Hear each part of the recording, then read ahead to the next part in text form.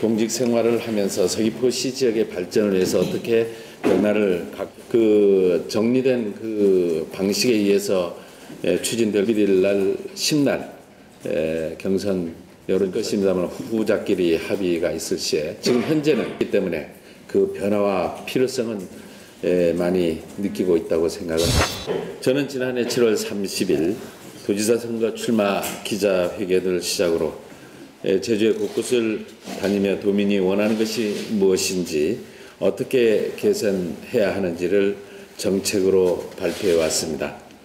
선거는 정책을 중심으로 해서 제주의 미래가 있고 도민이 행복한 제주를 만들기 위한 축제의 장이 되어야 할 것이라는 점에서 정책 선거의 정착은 무엇보다도 큰 의미가 있다고 생각합니다.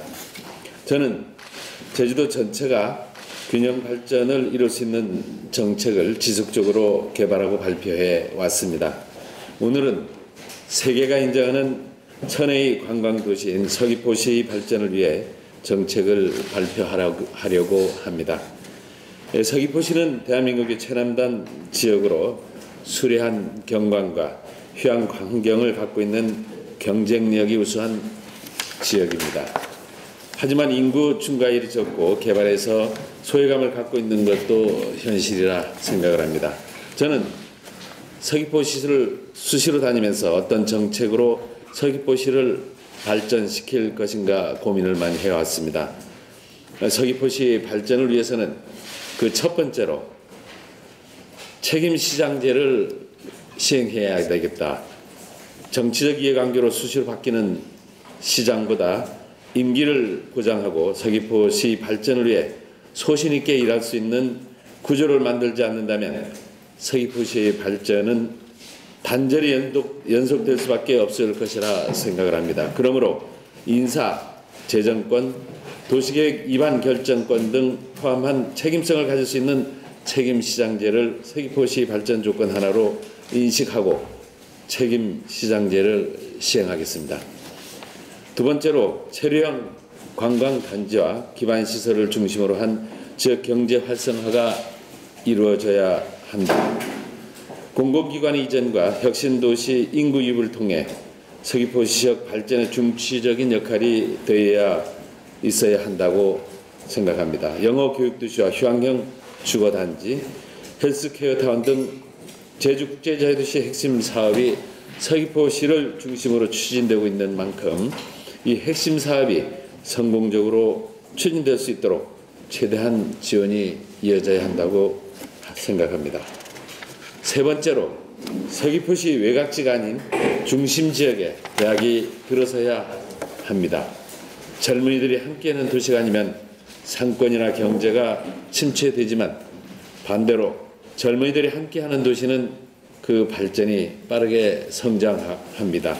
따라서 서귀포시 도심권에 특성화대학이 설립되도록 추진하겠습니다. 네 번째입니다. 강정마을 민군 복합형 관광미형 추진과 관련해서는 지속적인 대화를 통하여 지역의 발전과 그리고 갈등을 취하고 물리적, 정신적 피해가 해소되어 제1강정이 되도록 하겠다는 말씀을 드리겠습니다. 특히 트라우마 센터 같은 치료도 센터가 필요하다고, 치료를 위한 센터도 필요하다고 생각을 합니다. 다섯 번째입니다. 다양한 문화시설을 서귀포시에 설립하고 현재의 시설을 개선해서 서귀포시를 문화예술의 도시로 가치를 높이도록 하겠습니다. 여섯 번째는 서귀포시 동쪽 권역을 도시 디자인을 통해서 전원형, 도농 복합형 형태로 키워나가겠습니다. 일곱 번째입니다. 서귀포시 서쪽 지역을 영어 교육도시와 역사 신화공원을 기반으로 해서 해외 문화 교류의 중심 거점으로 키워나가고 감자, 마늘 등 밭작물은 고급 브랜드화로 고부가 가치 작물 르네상스 지역으로 키워나가겠다는 말씀을 드리겠습니다. 서귀포시를 일컬어 따뜻한 남쪽 나라로 인식하는 것일 뿐만 아니라 풍요롭고 문화와 예술이 어우러지는, 그리고 누구나 살고 싶어하는 행복한 서귀포 도시로 만들어 나가겠습니다. 지금까지 열거한 정책들은 서귀포 시민 여러분들이 함께하는 정책이며, 정책이 시작을 저 김방훈이 혼신 힘을 기울여 완성해 나가겠습니다. 감사합니다.